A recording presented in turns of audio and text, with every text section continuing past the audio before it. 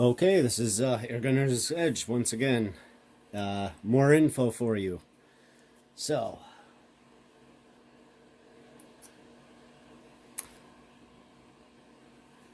remember those marks on the adjusting screw for the hammer? Well, and remember how I said if you look up on GTA, a lot of people have issues with these backing out. I also noticed after I took a good look that these were equally marked in 3 spots, which I didn't notice before. Sorry, I sometimes rush when I'm doing videos, and it's after I shut the camera off that I can sit down, have a sip of coffee, and look. Well, I believe this was done on purpose from the company for that issue exactly. It's just that someone sent this in so hard that I could not get it to move in the gun. I would rather not damage or do this to the threads to control it from backing out. What I will do is drill a hole equal to the size, OD diameter of thicker weed whacker wire, the nylon stuff. I will put it in there, make sure it is a tight fit. It has to be a very tight fit. I will do this at work. I'll put it on the Bridgeport. I will drill through. I will, if I have to even warm this up, I will put that through.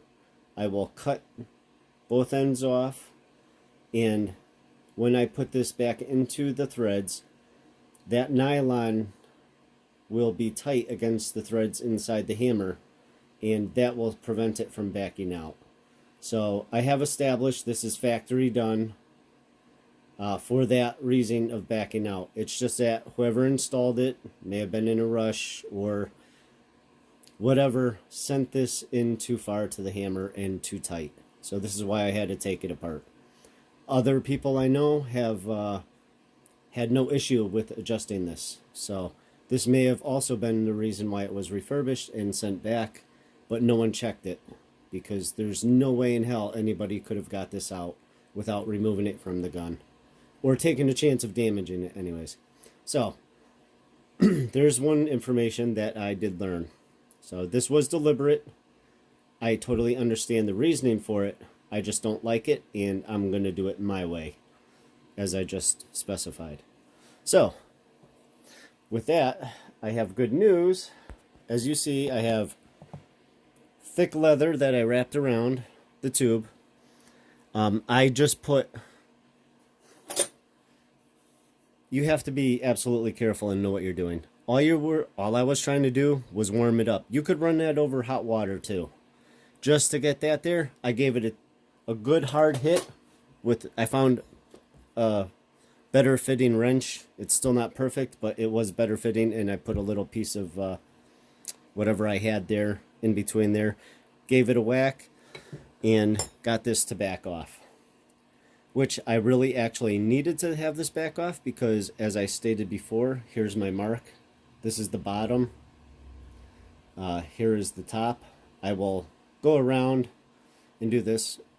Now for the regulator, I have to take this O-ring off, take a file, and put a groove in these threads for the regulator to equal out pressure from the regulator. And the regulator, and I'll explain why this is off in a minute, and the regulator will do its job. Now, why I have this backed off, if you watch other videos, you take like 4 set screws like this, put like 4 or 5 of them in, and you can put it in there and unscrew it. Do not put anything on the side of this. You will damage it. It's plastic. So this is an easy way of unscrewing this, and it does unscrew. One issue I did find... Oh, crud. Where is it? Okay. When this was in there, I found the O-ring is too tight around here. So what I'm going to do is clean up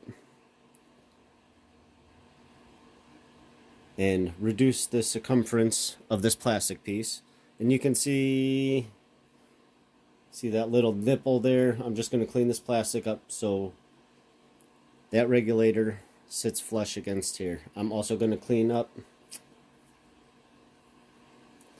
just a little bit here. Come on, focus. Arrgh. I'm going to clean up here. It's not exactly... Okay, there we go. It is pretty machined very well. There's just a little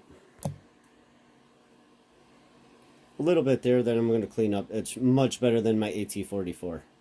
I had grooves. Someone just took the tooling die and went too fast. 9 years at a machine shop, I know what happened. You can see I'm just going to clean all this up. But the surface is smooth. I just need to reduce the OD on this plastic just a little bit and make sure all the burrs are gone so I can get that regulator to sit. I got a little burr right there, you can see. So that's the good news. Got it off no problem. I mean, was nothing to get off. So here we go. Hammer is all polished. If you look at the other video, you will see a humongous difference. Come on. This is like mirror finish here. I mean, this was 1,000 after I took 400.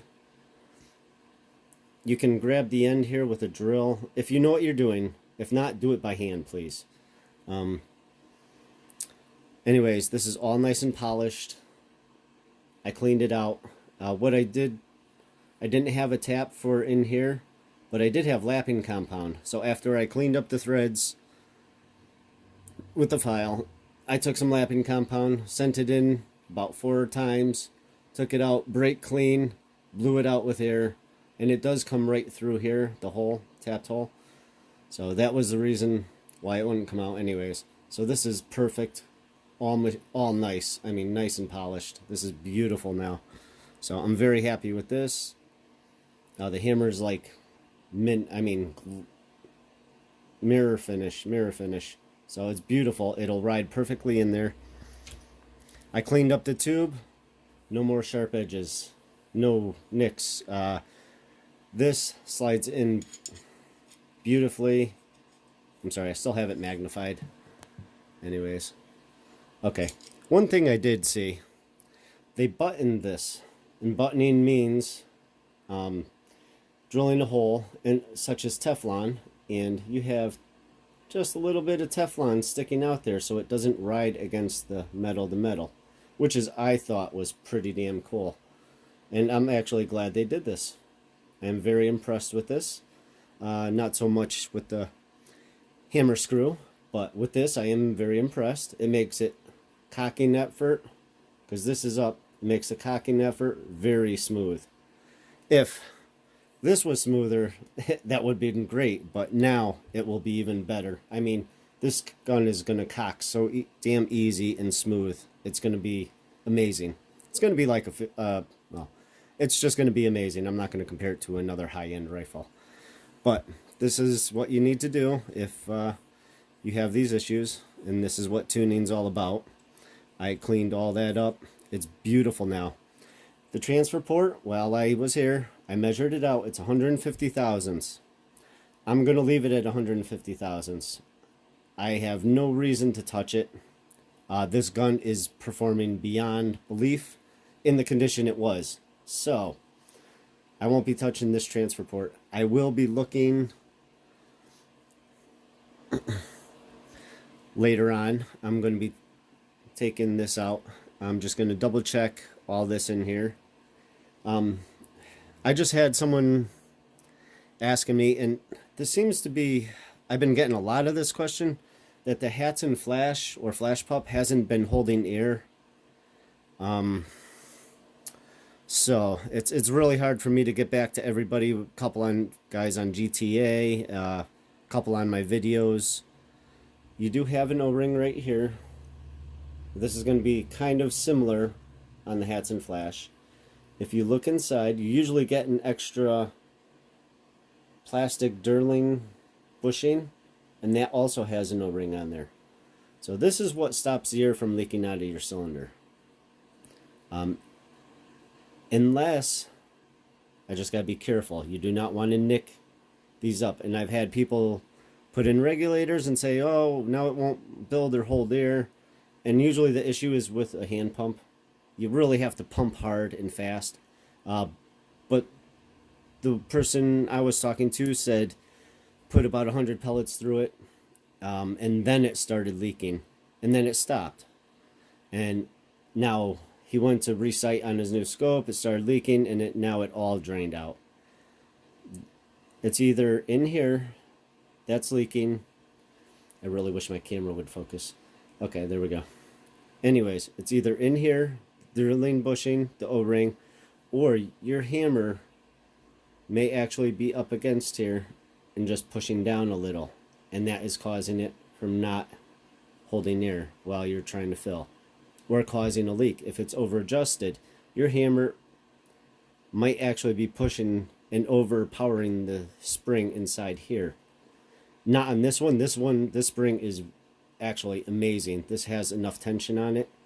I noticed it was a little weak, and I was actually going to put a spacer in my Hatsan flash because I am running unregulated now, and I am pushing about 50 foot-pound of energy.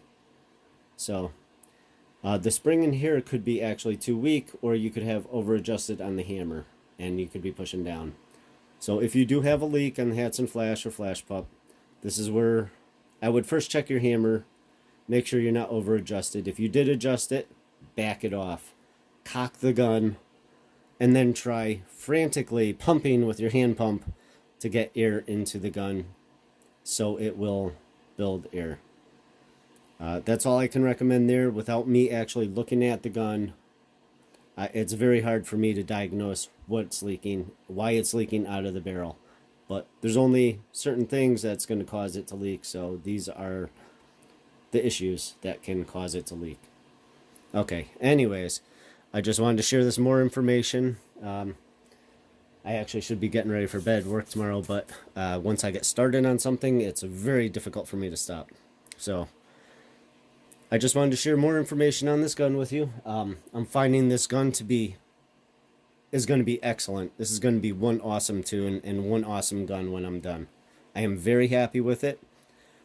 A bump in the road, I don't mind. It is what it is. So, but overall, the machine work and everything inside was good.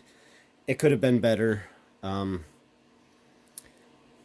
But whatever. I've had other rifles that were just, my Hatsan flash was rough inside. My flash pup, my God, someone looked like they went the extra steps to take care of everything inside. My flash pup was so amazing inside. The machine work was perfect.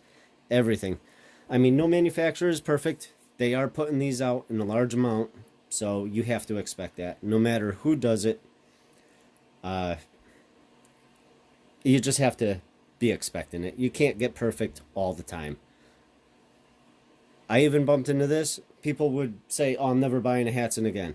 Well, guess what? You could get that from Benjamin Marauder. You could get it from anyone else. You could get it from Gauntlet, Airmax. It doesn't matter who it is. I mean, you're going to run into it. I've had issues with Chevys. I've had issues with Fords. I've had issues with Dodges. Okay, it's not going to make me stop buying it just because there is an issue with it. Every company has an issue. But I'm looking at the overall aspect of this, and this has absolutely all the potential, and I guarantee this gun is going to be amazing. I still can't wait to rip the barrel off. I'm going to check the crown. I'm going to make sure the crown is beautiful on this. If not, I'm going to make it beautiful. So there's another thing I'm going to have to go over through. I'll go through the cocking mechanism, make sure everything is good in that later. One step at a time. I'm taking care of all this first. Just wanted to share this info with you guys. So now you know, I know, and nothing to really freak out about. So, okay, Air Gunner's Edge out once again for the third time today. So you guys, good shooting, and I will catch you on the next video. Have a good night.